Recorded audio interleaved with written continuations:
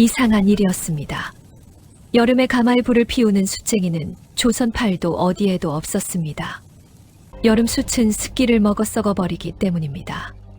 장터 사람들은 만복이 더위를 먹고 미쳐버렸다며 손가락질을 해댔습니다. 하지만 만복은 멈추지 않았습니다. 가마 앞에 쭈그려 앉아 땀을 뻘뻘 흘리면서도 눈먼 노인 임노인이 건넨 그 한마디를 되새기며 불을 지폈습니다. 한여름 떠약빛이 내리끌 때 백탄 3,000관을 구워두거라. 그게 전부였습니다. 이유도 없었습니다. 설명도 없었습니다. 그런데 만복은 그 말을 따랐습니다. 이 미련한 사람아, 이 불은 네 숯을 태우는 불이 아니다. 평생을 바쳐 구워낸 백탄이거늘. 숨이 턱턱 막히는 한여름 밤이었습니다. 강원도 깊은 산골짜기 만복의 가마터에 최풍원의 수하들이 들이닥쳤습니다. 그들은 아무 말도 없이 횃불을 창고 처마에 들이밀었습니다. 평생을 갈아 넣어 구워낸 백탄 수천 관이 단 한 줌의 검은 재로 변해가고 있었습니다.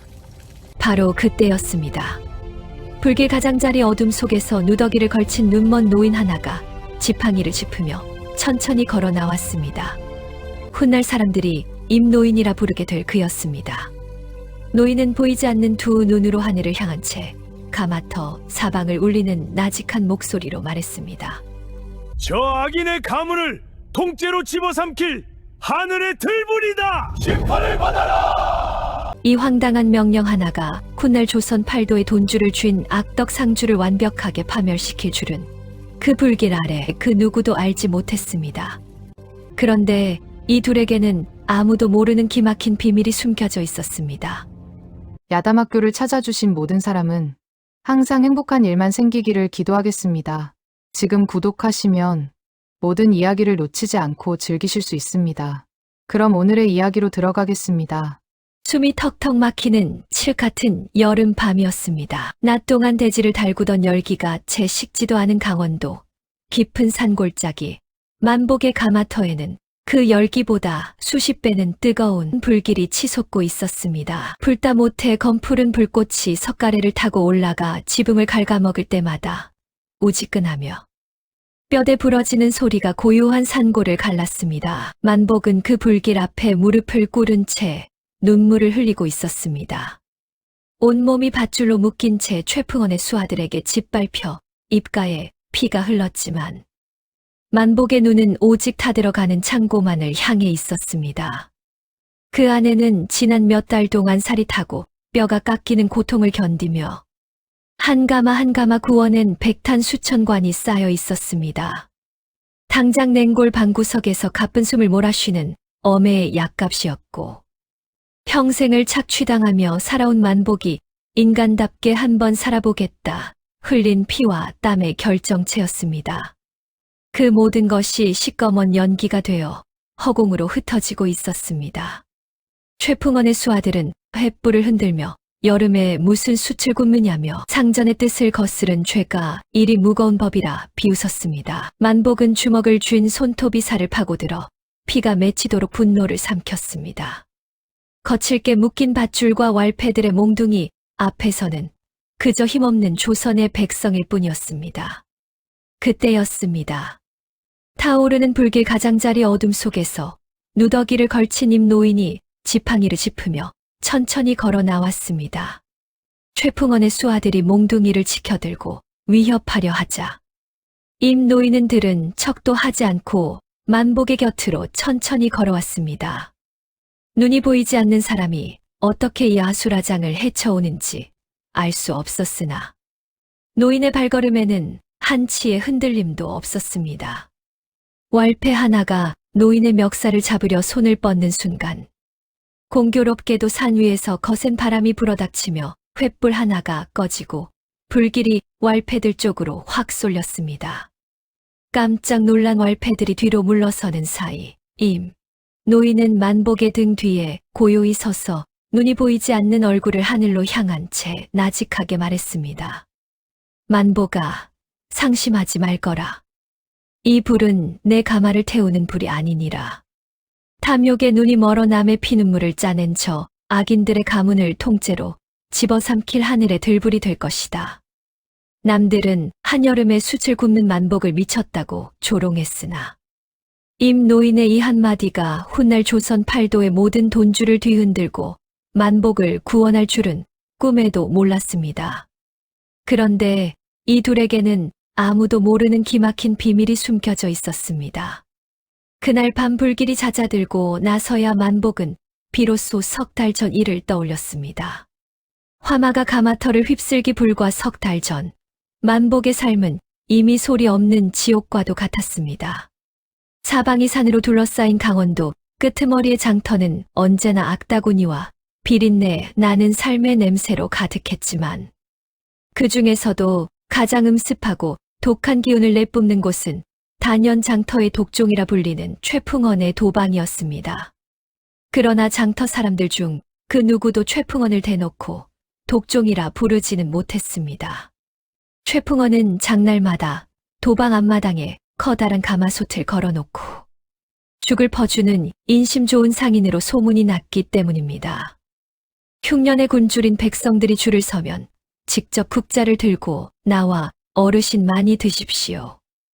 올해 흉년이 들어 제 마음도 아픕니다 하며 너스레를 떨었고 장터 사람들은 저 어른이 있어 이 장터가 산다며 입을 모아 칭찬했습니다. 하지만 그것은 해가 지기 전까지의 이야기였습니다. 만복은 그날도 새벽달이 채지기도 전에 일어나 밤새 구워낸 백탄서른관을 지게 짊어지고 10리 산길을 내려왔습니다. 숨이 턱까지 차오르는 고통을 견디며 최풍원의 마당에 숯을 내려놓았을 때 만복의 가슴에는 은근한 기대감이 부풀어 올랐습니다. 이번 숯값을 제대로 받으면 냉골 방구석에서 기침을 해대며 신음하는 어맵게 흰쌀밥 한 그릇과 약 한 첩을 올릴 수 있다는 희망 때문이었습니다. 하지만 도방문을 열고 나온 최풍원은 만복이 가져온 숯을 흘깃보더니 곤방대를 퇴하고 뱉으며 잔인한 미소를 지었습니다. 장날 백성들에게 죽을 퍼주던 그 너그러운 얼굴은 온데간데 없었습니다. 최풍원은 만복이 보는 앞에서 무쇠 저울을 들고 와 숯을 달기 시작했습니다. 그런데 분명 서른관이었던 숯이 최풍원의 저울 위에만 올라가면 겨우 15관으로 뚝 떨어졌습니다. 장터 사람들은 이미 다 알고 있었습니다. 저울대 중심추 내부에 몰래납을 채워 넣은 가짜 저울이라는 것을. 하지만 관가의 형방과 사또에게 줄줄이 뇌물을 바치는 최풍원의 권세가 무서워 그 누구도 입을 열지 못했습니다. 장터에는 팽팽하고 무거운 침묵만 맴돌았습니다. 최풍원은 장부를 툭툭 치며 숯에 물기를 잔뜩 먹여 속여 오더니 하늘이 벌을 내렸다며 15관 값으로 푼돈 몇 잎을 만복의 발밑으로 툭 던졌습니다. 만복의 심장은 순간 거대한 바위가 내리누르는 듯 쿵 하고 내려앉았습니다. 최풍원의 수아들이 몽둥이를 만지작거리며 험악한 눈빛으로 압박해 오자 만복은 손톱이 살을 파고들 만큼 주먹을 쥔 채 분노를 삼켰습니다. 여기서 대들었다가는 매질을 당해 쫓겨날 것이 뻔했고 그리 되면 어매의 약값은커녕 저녁 죽거리조차 없었습니다. 만복은 결국 억울함을 목구멍 뒤로 삼키며 알겠습니다. 상전 어른 하고 푼돈을 주워 담았습니다. 돌아서는 만복의 눈빛은 이전의 어리숙한 그것이 아니었습니다. 만복은 마당을 나서기 전 최풍원의 문턱 발밑에 침을 단 한 번 크게 뱉으며 이 수치스러움과 어매의 눈물을 반드시 기억하겠노라 다짐했습니다. 장터 어귀를 빠져나오던 만복의 귀에 최풍원이 다시 죽가마솥 앞으로 나가 백성들에게 국자를 들고 인심을 쓰는 소리가 들려왔습니다. 저 자리에서 저렇게 웃을 수 있는 사람이었습니다. 장터 사람들은 만복이 상전의 횡포에 굴복한 가여운 숫쟁이일 뿐이라 생각했으나 이 작은 저울 사건이 훗날 최풍원의 전 재산을 단 한순간에 날려버릴 거대한 부메랑이 되어 돌아올 줄은 장터에 그 누구도 알지 못했습니다. 최풍원에게 가짜 저울로 사기를 당하고 장터에서 돌아온 지 한 달째 되던 날 강원도 깊은 산골에는 하늘의 구멍이라도 뚫린 듯 장대비가 쏟아지고 있었습니다. 사방이 칠흑 같은 어둠에 잠긴 밤. 산을 뒤흔드는 천둥 소리와 석가래를 때리는 빗소리만이 냉골 방구석을 음산하게 채우고 있었습니다. 만복이 땔감이 젖을까 걱정되어 밖을 살피던 중 처마 밑 마당 구석에서 가느다란 신음소리가 들려왔습니다. 거센 빗줄기를 뚫고 다가가 보니 뼈만 앙상하게 남은 몸에 누더기를 걸친 눈먼 노인 하나가 얼어 죽어가는 나뭇가지처럼 쓰러져 숨을 헐떡이고 있었습니다. 만복은 한치의 망설임도 없이 흙탕물에 범벅이 된 노인을 방 안으로 업어들였고 자신이 먹으려고 남겨두었던 묽은 줄을 정성껏 끓여 노인의 메마른 입술 사이로 조금씩 흘려 넣어 주었습니다. 지극정성으로 노인을 간호한 지 사흘째 되던 밤이었습니다. 밤새 내린 비로 석가래 틈을 타고 내려온 커다란 살모사 한 마리가 노인이 누워있는 이불자락 밑으로 소리 없이 기어든 것이었습니다. 탕약을 다리던 만복이 문득 노인의 발목 근처에서 스르륵거리는 소리를 들었고 고개를 돌렸을 때는 이미 독사가 대가리를 꼿꼿이 쳐든 채 독리를 드러낸 일촉즉발의 순간이었습니다. 심장이 바닥으로 뚝 떨어지는 공포가 온몸을 휘감았습니다. 몽둥이를 찾을 시간조차 없었습니다. 만복은 자신도 모르게 맨손을 뻗어 독사의 목덜미를 단숨에 움켜쥐었습니다. 몸부림치는 독사가 만복의 손등을 거칠게 휘감았고 날카로운 가시의 손바닥이 깊게 찢어지며 붉은 피가 이불 위로 후두둑 떨어졌습니다. 만복이 이를 악물고 독사의 대가리를 벽에 내리쳐 숨통을 끊어 놓았을 때 방 안에는 거친 숨소리만 가득했습니다. 그런데 이상한 일이 일어났습니다. 깊은 잠에 빠진 줄 알았던 임노인이 천천히 상체를 일으키더니 보이지 않는 두 눈으로 만복의 얼굴을 정확히 응시하는 것이었습니다. 임노인은 아무 말 없이 만복의 피 흘리는 손을 가만히 어루만졌습니다. 그리고 방구석에 굴러다니던 마른 숯가루 한 줌과 처마 밑에 매달아둔 쑥 한 줌을 집어들더니 능숙한 손길로 지시겨 만복의 상처 위에 꾹꾹 눌러 담았습니다. 산속에서 오래 살아온 노인네들이 쓰는 방식이었습니다. 신기하게도 쓰라리던 통증이 한결 가라앉았고 펑펑 쏟아지던 선혈이 차츰 멎기 시작했습니다. 임 노인은 만복의 손을 단단히 쥐며 나직하게 말했습니다. 목숨을 구해주어 고맙다. 이 은혜는 머지않아 조선 팔도의 모든 거상들이 내 발밑에 무릎을 꿇는 것으로 갚아주겠노라. 캄캄한 어둠 속에서 들려오는 임 노인의 목소리를 들으며 만복은 이 노인이 평범한 거리니 아님을 처음으로 직감했습니다. 장터 사람들은 만복이 쓸모없는 거린을 방에 들였다며 손가락질하겠으나 폭우가 쏟아지던 이 밤에 기이한 인연이 훗날 최풍원의 숨통을 조여 갈신의 한 수가 될 줄은 사방을 채운 빗소리 외에는 그 누구도 알지 못했습니다. 독사 사건이 있은 지 며칠 뒤였습니다. 기운을 차린 임노인은 만복을 가마터 마당으로 데리고 나가더니 타들어가는 한여름 뙤약볕 아래 한참을 말없이 서 있었습니다. 그러다 불현듯 만복의 손을 잡으며 나직하게 말했습니다. 만복아, 지금 당장 가마에 불을 지펴라. 백탄 3,000관을 구워 창고에 가득 채워두거라. 그게 전부였습니다. 이유도 없었습니다. 설명도 없었습니다. 만복은 어안이 벙벙했습니다. 지금은 한여름이었습니다. 조선 팔도 어느 산골짜기를 뒤져도 여름에 가마에 불을 지피는 숯쟁이는 없었습니다. 여름 숯은 눅눅한 장마 습기를 먹어 안쪽부터 썩어 들어가고 가마 안에 수분이 차면 불길이 고르게 퍼지지 않아 백탄이 아니라 시꺼먼 불량, 숯덩어리가 나오는 것이 수백 년 내려온 장터의 법도였습니다. 만복은 조심스럽게 입을 열었습니다. 어르신, 이 계절에 불을 지피면 숯이 다 망가집니다.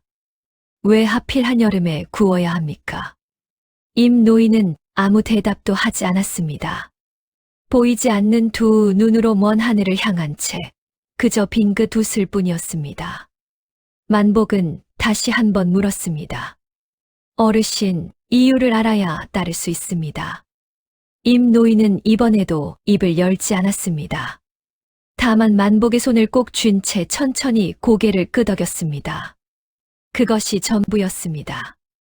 만복은 그날 밤 잠을 이루지 못했습니다. 냉골 방구석에서 어매의 기침 소리가 들려올 때마다 가슴이 내려앉았습니다. 당장 약값도 없는 형편에 여름 내내 가마에 불을 지핀다는 것은 목숨을 건 도박이었습니다. 숯이 망가지면 그나마 남은 것도 전부 날리는 것이었고, 가을장에 내다 팔 숯도 없으면 어매의 겨울은 없었습니다. 만복은 가마터 마당을 밤새 서성이며 하늘을 올려다보았습니다. 저 노인을 믿어야 하는가? 아니면 수백 년 내려온 이치를 따라야 하는가? 하지만 아무리 생각해도 임 노인의 말을 거역할 수가 없었습니다. 독사 앞에서 눈 하나 깜짝하지 않던 그 눈빛, 불길 속에서도 흔들리지 않던 그 발걸음. 설명 없이 건네는 말 한마디에 담긴 무게가 만복의 발목을 붙잡았습니다. 이튿날 새벽 만복은 눈을 부릅뜨고 가마 앞에 섰습니다. 손이 떨렸습니다. 불씨를 집어드는 순간 이 선택이 옳은 것인지 그른 것인지 알 길이 없었습니다. 만복은 이를 악물고 가마 안으로 불씨를 밀어 넣었습니다. 시뻘건 불길이 가마 안으로 번지며 한여름 뙤약볕 위로 시꺼먼 연기가 치솟기 시작했습니다. 그 연기를 본 어매가 방문을 열고 나오더니 기침을 콜록이며 물었습니다. 만복아, 이 한여름에 불을 지피면 어쩌려고? 만복은 어매를 돌아보며 말했습니다. 어매, 걱정 마세요. 이번 한 번만 믿어보세요. 어매는 아무 말 없이 아들의 등을 한참 바라보다가 방 안으로 들어가 버렸습니다. 소문은 순식간에 장터까지 퍼져나갔습니다. 최풍원과 장터 사람들은 만복이 더위를 먹고 완전히 미쳐버렸다며 손가락질을 해댔습니다. 급기야 마을 사람들은 만복이 여름에 불을 피워 산신령의 노여움을 샀다며 장터에서 가장 용하다는 무당을 앞장세워 가마터로 몰려왔습니다. 10여 명의 왈패들과 무당이 꽹과리를 징징 울려대며 가마터 마당을 짓밟았고, 무당은 시퍼런 작두를 타며 미친 귀신이 들렸으니 당장 불을 끄고 이 가마를 도끼로 박살내야 한다고 서슬퍼렇게 악을 썼습니다. 만복이 왈패들에게 붙들려 가마를 가로막으며 눈물을 흘리던 바로 그때였습니다. 방 안에 있던 임 노인이 문을 열고 천천히 걸어 나왔습니다. 임 노인은 보이지 않는 눈으로 무당이 서 있는 방향을 물끄러미 바라보더니 손에 쥔 낡은 지팡이로 마당 한복판 흙바닥을 단 한 번 크게 쿵 하고 내리쳤습니다.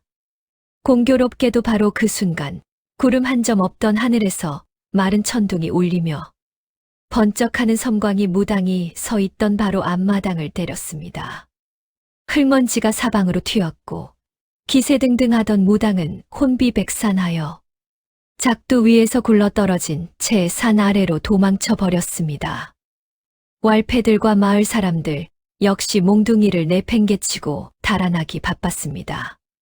만복은 임 노인의 등 뒤로 감도는 범상치 않은 기운을 느끼며 소름이 돋았습니다.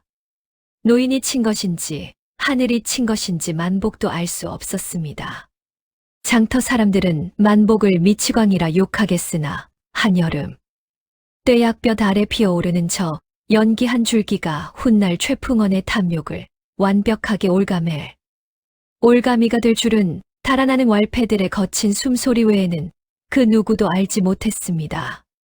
가마터에서 천둥벼락 소동이 일어난 지 넉 달째 되던 늦가을 무렵이었습니다. 최풍원은 그야말로 세상을 다 가진 듯 기고만장해 있었습니다. 한양의 대형 상단은 물론 조정의 고위 관료들과 줄이 다 이번 겨울 궁궐과 관가에 쓰일 모든 겨울용 숯을 독점 납품하기로 계약하고 어마어마한 액수의 선금을 미리 받아 쥐었기 때문입니다.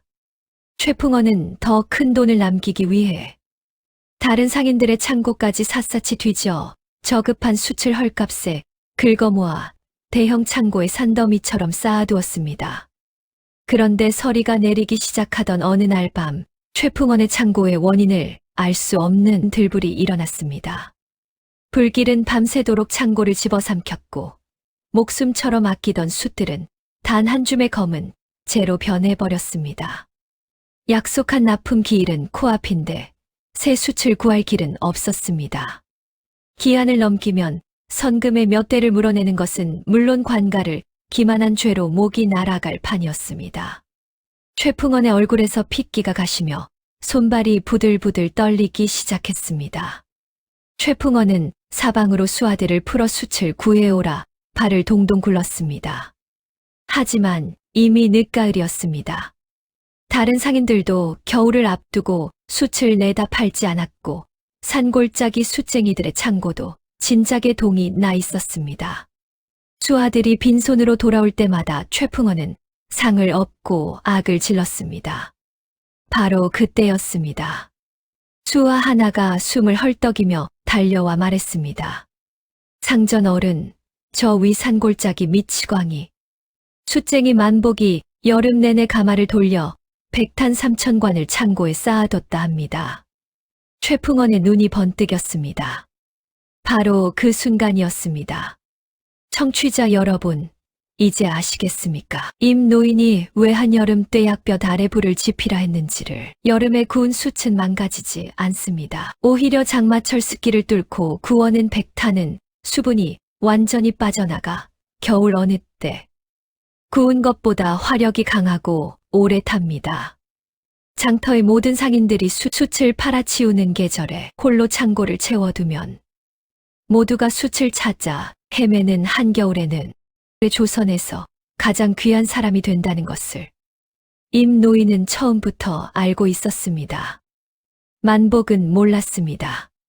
장터 사람들도 몰랐습니다. 최풍원도 몰랐습니다. 하지만 가장 탐욕스러운 자가 가장 절박하게 그 숯을 필요로 하게 될 것이라는 것까지도 임 노인은 이미 꿰뚫고 있었습니다. 최풍원은 벼랑 끝에 몰린 채 만복의 가마터로 직접 찾아갔습니다. 장날 백성들에게 죽을 퍼주던 너그러운 얼굴로 만복아, 내가 내 억울함을 풀어주겠노라. 입에 발린 소리를 늘어놓으며 백탄 3,000관을 넘기라고 요구했습니다. 만복은 최풍원의 얼굴을 말없이 바라보았습니다. 가짜 저울을 들이밀던 그 손, 창고에 불을 지른 그 수하들. 그러면서도 장날이면 인심 좋은 상인 행세를 하던 그 낯짝이 지금 자신 앞에 굽실거리고 있었습니다. 만복은 천천히 입을 열었습니다. 상전 어른, 죄송합니다만 이 숯은 팔 수 없습니다. 최풍원의 얼굴이 순간 굳어졌습니다. 멀리서 이 광경을 지켜보던 임노인의 입가에 아주 희미한 미소가 번졌습니다. 장터 사람들은 만복의 가마터에서 피어오르던 한여름 연기를 미치광이에 헛짓거리라 손가락질했으나 그 연기 한 줄기가 훗날 최풍원의 탐욕을 완벽하게 올가미가 될 줄은 하늘 아래 그 누구도 알지 못했습니다. 관가의 앞송기일이 단 사흘 앞으로 다가오자 피가 마른 최풍원은 마침내 인간의 탈을 벗어던졌습니다. 사방의 어둠이 무겁게 가라앉아 들짐승조차 숨을 죽이던 칠흑 같은 밤. 최풍원은 돈으로 고용한 흉포한 wal패와 암살자 무리 10여 명을 이끌고 만복의 가마터로 은밀하게 기습해 들어왔습니다. 그들의 손에는 시퍼런 도끼와 몽둥이가 들려 있었고 얼굴은 복면으로 가려 살기가 번뜩이고 있었습니다. 만복이 어매의 이불자락을 덮어드리고 막 눈을 붙이려던 순간 쾅 하는 굉음과 함께 살인문이 박살나며 거친 사내들이 들이닥쳤습니다. wal패들은 만복이 비명을 지를 틈도 없이 머리칼을 움켜쥐고 마당으로 끌어내어 무참히 짓밟기 시작했습니다. 둔탁한 몽둥이가 어깨와 옆구리를 사정없이 내리칠 때마다 뼈가 으스러지는 듯한 고통이 번졌고 만복은 입안 가득 고이는 비린 피를 삼키며 마당 바닥을 굴렀습니다. 최풍원은 거만하게 걸어 나와 만복의 얼굴을 밟아 누르며 감히 상전의 명을 거역한 대가가 이것이라며 이 창고의 숯을 모두 압수하겠노라 소리쳤습니다. 왈패들이 만복을 굵은 밧줄로 결박한 채 우물가로 끌고 가 이놈을 우물에 쳐넣어 흔적을 없애버리자고 모의하는 절체절명의 순간이었습니다. 만복의 눈에서 눈물이 흘러내렸습니다. 억울함인지 공포인지 구분조차 되지 않았습니다. 이대로 끝나는 것인가? 한여름 내내 땀을 쏟으며 구워낸 백탄이 어매의 약값이 노인을 믿고 버텨온 모든 것이 이렇게 허무하게 끝나는 것인가? 바로 그때였습니다. 처마미 더듬 속에서 노인이 지팡이를 짚으며 천천히 모습을 드러냈습니다. 왈패들은 저 눈먼 거지는 무엇이냐며 비웃으며 달려들었습니다. 그런데 이상한 일이 벌어졌습니다. 노인은 달려드는 사내들을 향해 몸을 피하지도 도망가지도 않았습니다. 다만 지팡이를 짚은 채 제자리에 섰어 아주 작은 걸음으로 몸의 방향을 틀었을 뿐입니다. 그런데 달려들던 왈패가 허공을 헛짚으며 스스로 넘어졌습니다. 또 한 명이 몽둥이를 내리치려다 발이 걸려 마당 바닥에 처박혔습니다. 노인의 지팡이가 아주 짧게, 아주 정확하게 한 번 움직일 때마다 사내들은 이유를 알 수 없이 쓰러졌습니다. 눈이 보이지 않는 노인이 어떻게 그것이 가능한지 그 자리에 누구도 알 수 없었습니다. 겁에 질린 왈패들이 허둥지둥 뒤로 물러서는 사이 노인은 만복을 묶은 밧줄 곁으로 다가와 나직하게 말했습니다. 만복아, 일어나거라. 아직 끝나지 않았다. 최풍원은 사색이 되어 뒷걸음질을 쳤습니다. 장터 사람들은 노인이 그저 가여운 장님거린이라 생각했으나 칠흑 같은 밤에 펼쳐진 이 기이한 사투가 훗날 최풍원의 목줄을 완전히 끊어버릴 덫의 시작이 될 줄은 쓰러진 사내들의 신음 소리 외에는 그 누구도 알지 못했습니다. 최풍원은 처음에는 만복을 찾아와 달콤한 말로 숯을 넘기라 회유했습니다. 하지만 만복이 끝내 거절하자 최풍원은 마침내 마지막 패를 꺼내 들었습니다. 관가의 압송 기일 전날 밤이었습니다. 사색이 된 최풍원은 가마터에서 물러난 뒤에도 포기하지 않았습니다. 이번에는 평소 뇌물로 단단히 매수해둔 고참 포졸들을 앞세워 만복과 노인을 역적죄로 엮어버릴 계략을 꾸몄습니다. 왕실 진상탄을 숨겨두고 관가의 압송을 방해한 죄, 고용한 왈패들을 도륙하려 한 죄를 뒤집어 씌워 두 사람을 관하로 끌고 가버리면 백탄 3,000관은 자연히 자신의 손에 떨어질 것이었습니다. 최풍원은 밤새 독한 술을 들이켜며 이번엔 반드시 저 미치광이 숫쟁이의 숨통을 끊어버리겠노라 이를 갈았습니다. 이튿날 새벽 포졸들이 포승줄을 들고 만복의 가마터로 들이닥쳤습니다. 만복은 어매의 손을 꼭 쥔 채 끌려 나왔고 노인은 말없이 그 뒤를 따랐습니다.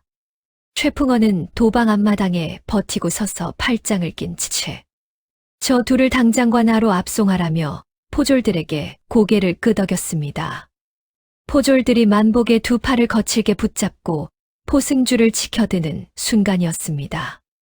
가마터 사방을 둘러싼 울창한 숲속에서 횃불 수십 개가 일제히 밝혀지며 당장 그 포승줄을 거두라는 호통이 산천을 뒤흔들었습니다. 횃불의 불빛을 받으며 마당 한복판으로 걸어 들어온 이는 이 고을의 사또였고 그 옆에는 암행어사의 마패를 손에 쥔 조정의 고위 관리가 엄숙한 표정으로 서 있었습니다. 최풍원은 사또의 얼굴을 보자마자 반갑게 달려가 억울함을 호소하려 했습니다. 사또 어른, 저 미치광이 숫쟁이 놈이 왕실 진상탄을 훔치고 제 수아들을 처참히 도륙하려 했습니다. 어서 저놈들을 잡아주십시오. 하지만 사또는 최풍원의 말을 끝까지 듣지도 않았습니다. 차가운 눈빛으로 내 이놈 최풍원아, 당장 무릎을 꿇어라 하며 고통을 쳤습니다. 최풍원의 얼굴에서 핏기가 순식간에 가셨습니다. 사또 어른, 이게 무슨 말씀이십니까? 저는 억울합니다. 하며 달려들려는 순간 사령들이 최풍원의 두 팔을 낚아채 마당 바닥에 무릎을 꿇렸습니다. 바로 그때였습니다. 처마 밑에 서 있던 임 노인이 천천히 걸어 나와 품속에서 낡은 책지자 한 권을 사또와 어사 앞에 조용히 내려놓았습니다. 그것은 최풍원이 수년 동안 관가의 이방과 형방, 전임 사또들에게 백성들을 착취한 돈을 바치며 상권을 독점해 온 뇌물 원본 장부였습니다.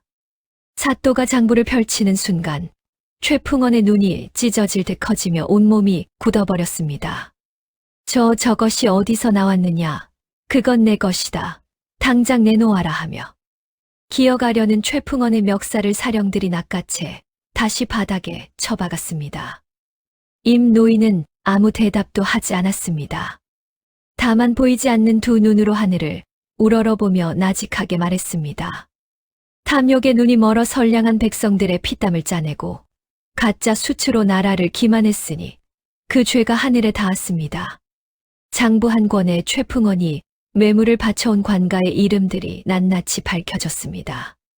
최풍원을 믿고 달려왔던 고참 포졸들이 장부에서 자신들의 이름을 발견하는 순간 얼굴이 하얗게 질리며 그 자리에 털썩 주저앉았습니다.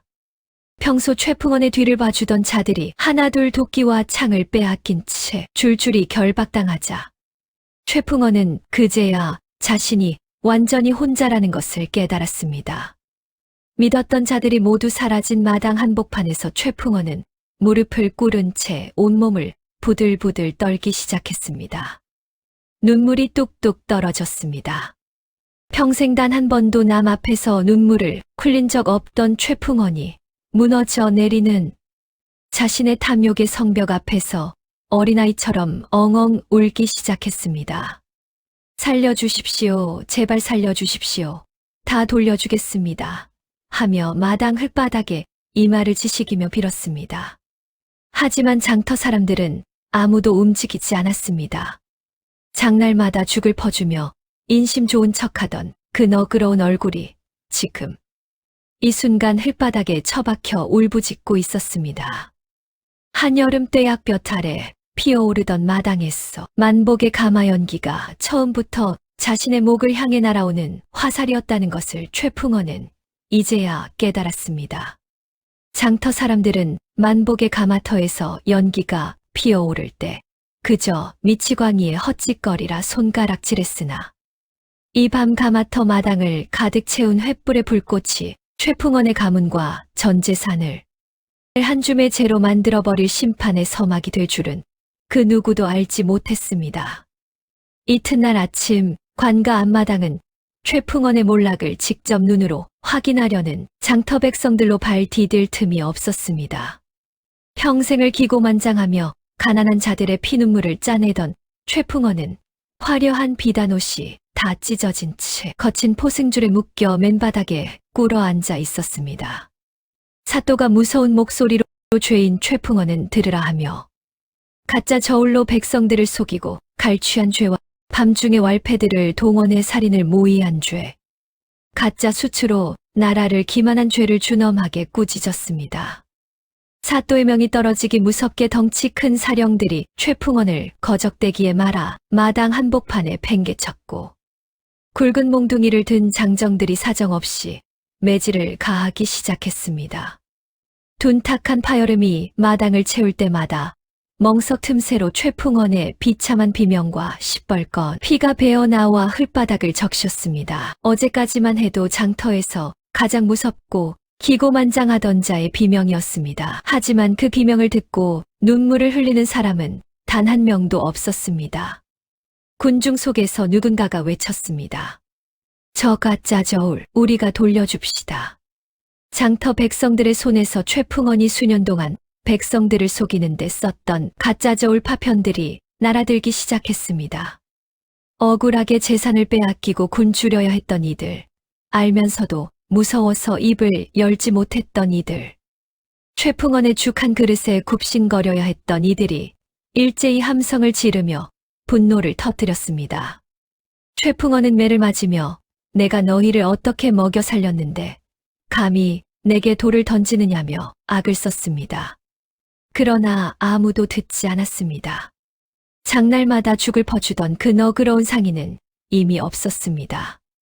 남은 것은 가짜 저울 파편이 얼굴을 찍고 흘러내리는 피 앞에서 살려달라 울부짖는 추악한 악인의 마지막 발악뿐이었습니다. 최풍원은 멍석마리가 끝난 뒤에도 쉽게 포기하지 않았습니다. 포승줄에 묶인 채 관아 마당을 끌려가면서도 만복을 향해 기어오며 발목을 붙잡았습니다. 만복아, 제발 살려다오. 내가 잘못했다. 내 엄의 약값은 내가 다 내주겠다. 앞으로 장터 상권을 반씩 나눠주겠다.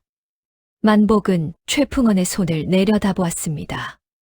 가짜 저울을 쥐던 그 손이었습니다. 창고에 불을 지르라 명령하던 그 손이었습니다.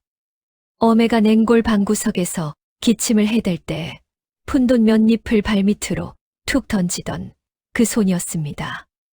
만복은 천천히 무릎을 꿇고 최풍원의 눈높이까지 시선을 낮추었습니다. 그리고 조용하고 단단한 목소리로 말했습니다. 상전 어른, 저는 엄의 약값이 필요 없습니다. 엄에는 이제 제가 모십니다. 그것으로 충분합니다. 만복은 천천히 일어나 최풍원의 손을 밟지 않고 그냥 지나쳐 버렸습니다. 최풍원은 만복의 발걸음 소리가 멀어지는 것을 들으며 흙바닥에 이마를 박고 울었습니다. 사령들이 최풍원을 질질 끌고 가는 모습을 장터 사람들이 지켜보는 가운데 예전에 만복을 미치광이라 손가락질하던 상인들이 하나둘 고개를 숙이며 길을 비켜섰습니다. 아무도 말하지 않았지만 모두가 알고 있었습니다. 한여름 떼약볕 아래 홀로 가마에 불을 지피던 그 미치광이가 옳았다는 것을.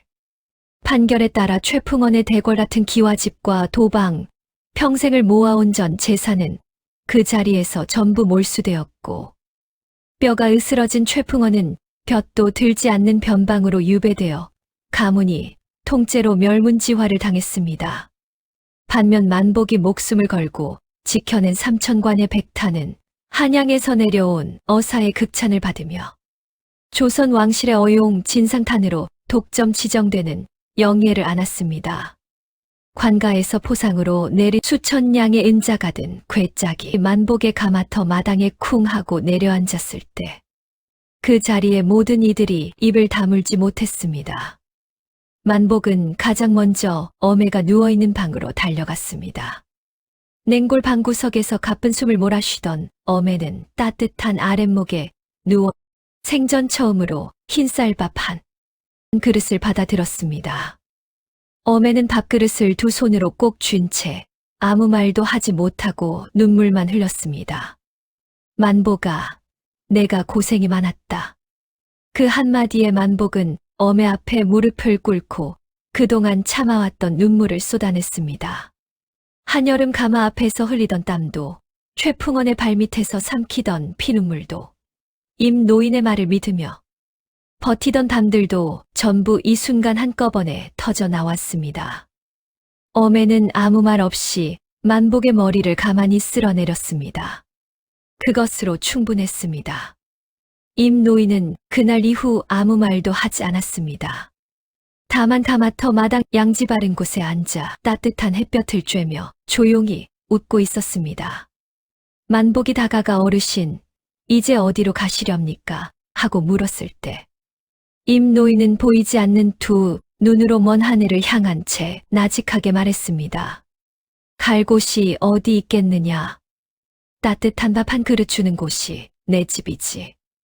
만복은 그 말에 아무 대답도 하지 않고 임 노인의 옆에 가만히 앉았습니다. 두 사람은 한참을 말없이 가마터 마당을 바라보았습니다. 만복은 그 거대한 부를 얻은 뒤에도 결코 교만해지지 않았습니다. 임 노인을 친부처럼 극진히 모시며 가마터 옆에 따뜻한 기와집을 지어 함께 살았고 최풍원의 창고에서 환수한 쌀과 돈을 장터의 가난한 이들에게 아낌없이 나누어 주었습니다. 만복의 집 앞에는 늘 따뜻한 죽을 얻어먹으려는 피난민들로 화린공덕의 온기가 끊이지 않았습니다. 장날마다 최풍원이 인심 쓰는 척 퍼주던 바로 그 자리에 이제는 만복이 직접 국자를 들고 서 있었습니다. 다만 만복의 죽 가마솥 앞에는 가짜 저울도 뒤에서 비웃는 수아들도 없었습니다. 수십 년의 세월이 흘러 만복의 가문은 대대손 손복을 받는 고을 최고의 명문가로 흥성하게 되었습니다. 눈 덮인 가마터 마당 위로 은은한 새벽빛이 스며들 때 만복은 따뜻한 불씨를 바라보며 그 한여름 뙤약볕을 떠올렸습니다. 아무도 이해하지 못하던 그 계절에 아무도 믿어주지 않던 그 불씨가 결국 자신의 삶을 바꾸었다는 것을 한여름 뙤약볕 아래 피눈물로 구워낸 수찬 주미. 하늘의 들불이 되어 악인을 태우고 선한 자를 살린 것이었습니다. 지금까지 야담학교였습니다. 구독과 좋아요는 큰 힘이 됩니다.